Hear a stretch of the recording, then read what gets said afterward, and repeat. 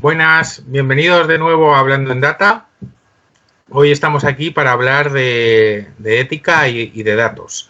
Y para hablar de ello tenemos aquí a Jesús López Ruiz, que bueno, vamos a hacer la entrevista como siempre, vamos a pasar por una fase descriptiva, ¿vale? Pues donde nos contará qué es lo que hace, cómo está la ética, una fase de diagnóstico, luego una fase predictiva, nos va a decir cómo ve la ética en el futuro, y una fase prescriptiva donde nos recomendará ciertas cosas si queremos saber más de ética. Entonces, bueno, comenzamos por la fase descriptiva. Bueno, lo primero, Jesús, que te presentes tú un poco, quién eres. Buenas, ¿qué tal, chicos? Pues nada, soy Jesús López. Gracias por la oportunidad de estar en vuestro canal, ¿vale? De Hablando en Data, que ya lo seguía de antes. Y nada, me presento. Estoy de analista de software en Santander Global Tech, ¿vale? Llevo ahí 15 años.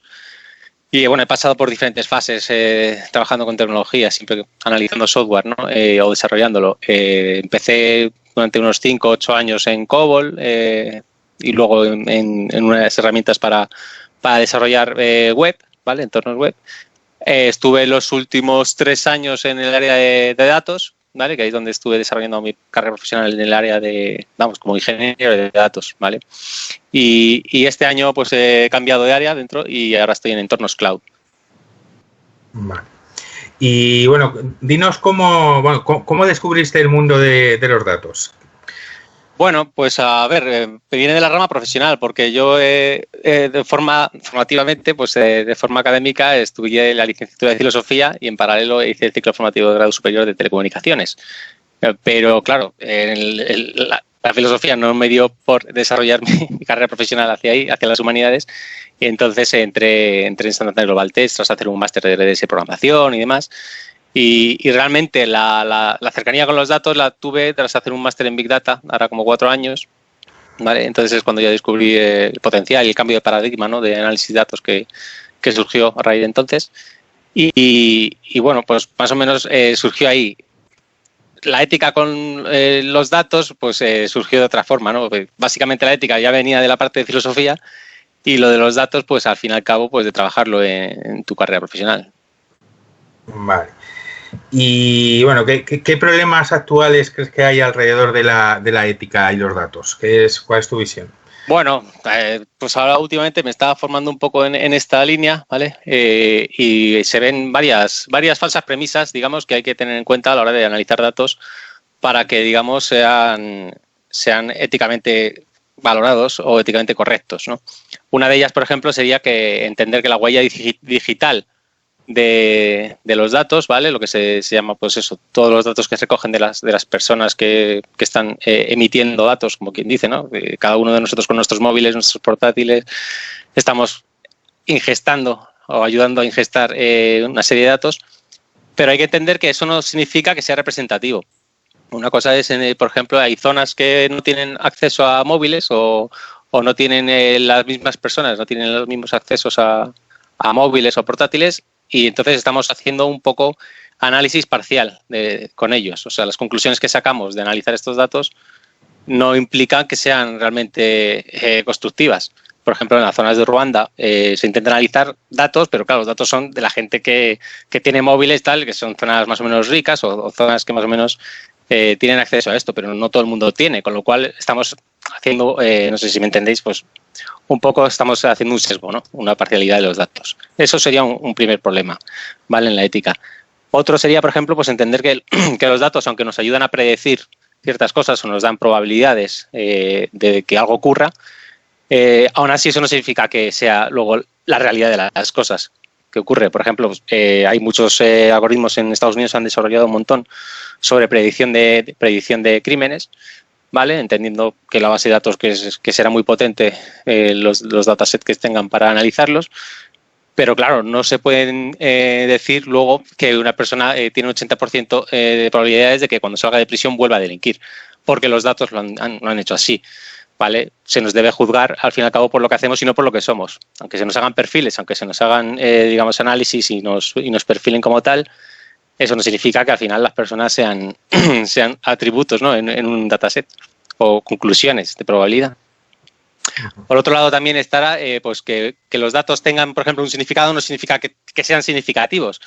Había un análisis que se hizo, por ejemplo, semántico con los nombres de personas, ¿vale? Solo cogiendo nombres y datos relacionados en Internet con estos y, por ejemplo, nombres como John, Paul o Mike, pues estaban relacionados con semántica de tipo, o sea, con palabras como profesional, business, management, etcétera. Y en cambio, nombres como Ebony o Yasmín, que son, digamos, de otras zonas o de otras etnias, estaban relacionados con abuso, pobreza y enfermedad. ¿Qué quiere decir? Que los datos arrojen estas conclusiones no significa que luego la realidad de las cosas vuelva a ser la misma. O sea, no tienen que tener un significado o ser significativos en este sentido, ¿no? Entonces hay que tener cuidados con esto para que la ética no, para que haya un cuidado, ¿no? Que al final estamos tratando con personas. Luego también uno de los problemas alrededor de la ética de los datos pues, es la implementación de la diversidad en los algoritmos, ¿no? Hay muchos sesgos, hay muchos prejuicios, porque los datos que se ingestan ya de por sí han sido creados por nosotros y nosotros tenemos sesgos y tenemos prejuicios de forma natural y unos más que otro y algunos son más dañinos que otros. Si los datos que les damos a un algoritmo, Machine Learning o de inteligencia artificial, son así, las conclusiones que pueden sacar van a seguir siendo así, con lo cual se alimenta un bucle de retroactividad que es dañino porque al final estás sesgando y al final estás discriminando a ciertos sectores o a ciertos individuos. Entonces, la inclusión y la exclusión en los datos es un asunto también muy importante en los problemas relacionados con la ética. También no se debe confundir, por ejemplo, discriminación con personalización. Por ejemplo, también había un caso que era en Estados Unidos también, donde se eliminaron datos sensibles para evitar este tipo de discriminación, pero dejaron los códigos postales y el algoritmo lo que buscaba era hacer ofertas, ¿vale? Y poner precios en función del código postal. Si hay zonas más ricas, pues los precios serán más caros. Si son zonas más baratas, pues más baratos, ¿vale? Como personalizar los perfiles y dicen, bueno, también tenemos una serie de costes diferenciados entre estas zonas. O sea, que no solamente poner el precio a los más ricos en más caro. Pero resultó pues casos curiosos, como que de repente había una zona que era muy rica y que había una alta población de origen asiático. Entonces, claro, cabía preguntarse si el algoritmo estaba diferenciando y discriminando a las personas de origen asiático, ¿no? Y entonces ahí levantaron la alarma y digo, ¿por qué a los asiáticos de repente nos estáis cobrando más por el servicio? Ese sería otro caso, ¿no? Entonces, discriminar y personalizar hay que tenerlo diferenciado para no caer en problemas morales, ¿no? También decir pues que privacidad y anonimización son algo que, bueno, llevamos años trabajando con esto, ¿no? Pero hay casos también curiosos, ¿no? El de Netflix, por ejemplo, resulta que intentó sacar un dataset y publicarlo con la idea de decir, bueno, mira, son datos anónimos, podemos publicarlos, vamos allá. La gente los cogió y de repente que cruzando con la base de datos de IMDb, que también creo que es una de estas públicas, que es donde la gente refleja críticas a películas, pues la gente llegó a cruzarlas y decían, esta persona que ha visto esta peli, este individuo, que no sabemos quién es, ha visto esta película, la ha valorado en IMDb en este momento. Empezaron a analizar y al final acaban individualizando a alguien, o sea, acaban identificando quién es la persona que hacía esto.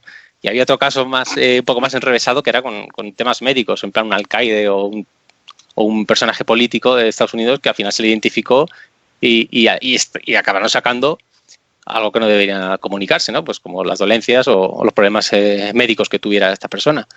Aunque se quiera anonimizar y se quieran eliminar datos sensibles, ahí también hay un problema, ¿no? Que no se puede reducir todo a atributos, porque esos atributos al final se correlacionan y con el vasto mundo de datos que hay hoy día público, al final se puede llegar a identificar a las personas, aunque hagas todo lo posible para evitarlo. Y por último, pues la transparencia de los algoritmos, ¿no? Que es un problema que, bueno, que como científicos de datos que sois, utilizaréis una serie de algoritmos que a veces lo utilizáis de forma de caja negra, ¿no? Aunque luego lo tuneáis, aunque luego intentáis analizarlo y meteros en profundidad, muchas de las cosas que utilizamos no sabemos realmente lo que pasa ahí dentro, ¿no? Y más en redes neurales e inteligencia artificial, donde se entregan solo las cosas, ya no te quiero ni hablar. ¿Y qué pasa? Que aquí pues se pueden surgir también problemas. Tú imagínate que llegas a un cine y te dicen, no puedes coger las dos primeras filas, sin más. Dice, pues te parecería injusto, ¿no? Éticamente no te parecía mal. Si te dicen y te comentan y te dicen el proceso es porque las dos primeras filas están reservadas para personas con movilidad reducida, pues ya lo entiendes y te parece justo. Y pasaría lo contrario, en un concierto, donde dicen, venga, pues todos tenéis acceso a cualquier zona. dice, pues qué bien, pues me parece justo, me parece lo correcto. Y tampoco es así, porque te deberías estar cuidando a que las personas con movilidad reducida tengan su lugar, ¿no? Y que tengan más fácil acceso. O sea, que hay que tener cuidado con la transparencia de los procesos y poder entenderlos y poder expresarlos para que la gente los entienda y que no se caiga en problemas por los que estoy hablando, discriminación, falta de equidad, igualdad. Pues esos son los problemas más o menos que, como me has preguntado, son los que rodean hoy día a la ética de los datos. Interesante, sí, por lo que veo es que hay que tener mucho cuidado con los sesgos, que hay varias clases de sesgos con los que hay que tener cuidado, luego que hay muchos factores sociales y luego cuidado con la privacidad, ¿no? Eso es un poco lo que aborda. La anonimización, que muchas de las cosas las cubre la ley de protección de datos, pero aún así hay que seguir profundizando en el tema para que no se nos vaya de las manos. Joder, además hay una cosa que a mí me tocaría de cerca, porque con mi nombre, Abilio, que creo que la media son como 70 años, o sea, con el análisis semántico que comentabas, a mí me recomendarían todo el rato andadores y cosas de esas. Sería tremendo, claro. Me cegarían completamente, vamos. Y dirías tú, ¿es personalización o es discriminación o no ayuda en nada? Claro. Sí. Ahí pues sería un poco inocuo, ¿no? No haría mucho daño. Sí, no, por supuesto es inocuo, pero sería un sesgo bastante grande, sí. Imagínate a la hora de optar a un empleo o a intentar optar a una hipoteca, pues ahí ya hablamos de temas, y si hablamos de criminalidad, pues obviamente mucho más grave, claro. Completamente. Bueno, lo primero que te quería comentar ahora en esta fase de diagnóstico es si crees que la ética en el mundo de la inteligencia artificial está solo comenzando, está dando sus primeros pasos, o crees que ya vamos camino de empezar a tener productos éticos. Está en fase casi embrionaria o preembrionaria, ¿no? Es algo que igual que la inteligencia artificial se puede decir que es una disciplina nueva porque ha surgido gracias a los desarrollos tecnológicos más que a las matemáticas que están detrás, que muchas ya existían desde el siglo XIX, ¿no? Digo, el siglo XX, perdón. Entonces, el desarrollo tecnológico que ha avanzado pues ha dado lugar a una serie de toma de decisiones que estamos delegando en las máquinas. Esto que implica que esas decisiones tienen que tener también su valor moral. Entonces, ahora es cuando, más o menos desde hace unos años, muy pocos, se están empezando a evaluar, ¿no? Éticamente y a prevenir y a generar pues, muchas organizaciones que están intentando ahora, digamos, dar una serie de principios, ¿no? Para poder llevar a cabo desarrollos tecnológicos en inteligencia artificial, ¿vale? Obviamente, toda la parcela de realidad tiene consecuencias éticas y más con esto de inteligencia artificial y el machine learning, ¿no? El caso es que, bueno, la búsqueda de cómo hacer que estas nuevas tecnologías nos ayuden en un futuro y que no tengan consecuencias desfavorables para los individuos de la sociedad es lo que ahora mismo se está buscando, ¿vale? Como una nueva, no sé si disciplina.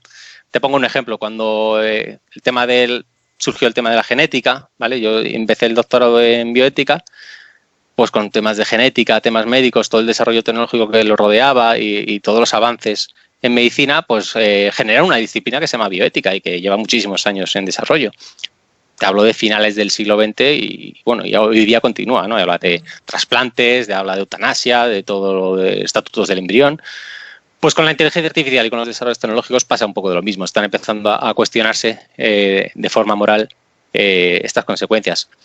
¿Qué tipos de consecuencias puede tener de modo ético o de valoración ética esto? Pues si tenemos en cuenta que existen 3 tipos de inteligencia artificial, ¿no? que dicen los expertos que hay, que son la estrecha, que en principio pues tiene poca consecuencia ética, porque son, por ejemplo, los desarrollos estos de DeepMind o de AlphaGo, no sé si los conocéis, sí. Que realmente es una inteligencia artificial que es mucho mejor al final jugando al juego Go o jugando al ajedrez que personas. Pero ahí no se deriva de ahí un peligro, no se deriva de ahí unas consecuencias graves, ¿no? para las personas. Luego estaría la inteligencia artificial general, ¿vale? Que esa sí que sería, digamos, algo similar a algo que puede realizar una persona, a labores que podían realizar un poco más genéricas, ¿no? Para suplir, digamos, a una persona en alguna labor. Más general que la estrecha, quiero decir. Y ahí pues surgirán robots que todavía están ahí empezando, que llevan años en desarrollo, y procesos también avanzados de toma de decisiones. Pues ahí habrá que poner mucho más foco que en las de la inteligencia artificial estrecha, ¿no? Porque ahí sí que hay decisiones a lo mejor, pues imagínate, de modo económico, decisiones sobre pues eso, medicina, temas de tratamiento de cáncer, que ya se está viendo que funciona mucho mejor que las evaluaciones de los propios médicos, ¿no? Pues hay que tener ojo porque está para ayudarnos esta herramienta, pero hay que poner el ojo encima y auditarlo, cuanto menos. Y luego ya hablaríamos un poco de un ámbito más de ciencia ficción, ¿no? Que es de la superinteligencia artificial que llaman, ¿no? Que es ya pues algo que digamos sería una nueva especie en el ser humano, digo en la existencia, que sería superior en cuanto a inteligencia al ser humano. Y aquí sí que el conflicto ético se manifiesta de forma ya notable desde la pregunta de si debemos crearla o no, o debemos ir en esa dirección. Entonces, bueno, en esas tres vertientes se pueden ver que hay consecuencias éticas. ¿Se está iniciando? Pues sí. Se están viendo que hay empresas que se están dedicando a generar principios. El Parlamento Europeo también tiene una serie de principios. Los 23 principios de Asilomar, que llaman, que es como una extensión de las leyes de la robótica de Asimov. Recursos hay para aburrir. Otra cosa es que ahora las empresas se unan a ellos y que intenten ponerlo en práctica. Sí, porque la verdad es que seguramente si intentáramos poner un número a ese porcentaje de empresas que están trabajando en el mundo de la inteligencia artificial, de análisis de datos, que realmente tengan parte de su dedicación a intentar detectar estos sesgos de ética, ¿qué número crees que sería? Pues yo creo que grandes empresas sí tienen capital para desarrollar pues, códigos de conducta, mitigar posibles problemas con la privacidad de datos, digamos, cumplir la ley de protección de datos, su protección, la responsabilidad social corporativa y cada vez pues hay más empresas, aunque sean más pequeñas, que también se empiecen a mirar hacia aquí, ¿no? Y tienen estos objetivos.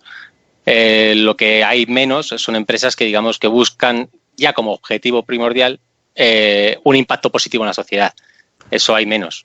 Una cosa es la aplicación de la ética y de la ley e intentar tener un alcance más o menos alto en esos objetivos, y otra cosa es que el objetivo primordial de esta empresa sea un impacto positivo en la sociedad con estos recursos tecnológicos. Obviamente estaríamos hablando de ONGs, de empresas que es difícil tener un retorno de capital, ¿no? Con este tipo de objetivos. Pero eso es lo que menos hay. Ya, sí, claro, lógico. Y por último, ¿alguna anécdota que tanto que hayas vivido en tu mundo profesional como que hayas leído que te parezca lo menos ético que has visto en cuanto a este mundo de inteligencia artificial y análisis de datos? Sí. A ver, el caso más importante creo que es el de Cambridge Analytica, que no sé si os suena. Creo que ese es el que tiene de todo. Tiene de todo lo que no se debe hacer, pero en cambio ellos cumplían la ley más o menos, o intentaban esquivarla, ¿no? Porque como sabréis, ¿no? El caso este lo que hizo fue recopilar datos de Facebook, ¿vale? Que no sé si cedidos, comprados, bueno, se utilizaban para crear perfiles sociales y luego a la hora, como esto lo contrató en Estados Unidos fue Trump para conseguir ganar las elecciones, lo que hicieron es realizar esta serie de perfiles y en función de esos perfiles darles publicidad dirigida a estos individuos en función de esos perfiles psicológicos que realizaron. Y bueno, al fin y al cabo tuvieron éxito, o sea, como empresa y como ciencia de datos, pues estupendo, pero claro, también había, pues eso es lo que digo, abuso de utilización de datos personales sin consentimiento, publicidad dirigida, que ya de por sí también puede ser inocua, pero en este caso era relevante porque las consecuencias eran al final todo el impacto social de que salga un gobernante u otro. Luego el análisis y categorización de las personas según su perfil psicológico, años de no poder solicitar la información propia tuya como usuario o cliente de Facebook. No podías obtener lo que estaban haciendo con tus datos ni reclamarlos. Y luego, pues eso es un caso paradigmático porque cumple más o menos con la ley y donde surge la ética para indicar que es un caso que reclama injusticia, que no debió llevarse a cabo. Sí, ese es el caso más interesante que se puede contemplar un poco todo ahí. Hombre, y la verdad es que el impacto es gordo, ¿no? Al final es la elección del presidente del país más importante, al menos hasta ahora, del mundo. Así que, hombre, el impacto... Sí, ¿no? Y bueno, y también trabajaron con el Brexit. también trabajaron con el Brexit para fomentar, los contrataron, vamos, los que querían la salida de Reino Unido, de la Unión Europea. Y también funcionó bien, o sea que mal no lo hacían. Otra cosa es que éticamente pues es reprobable, ¿no?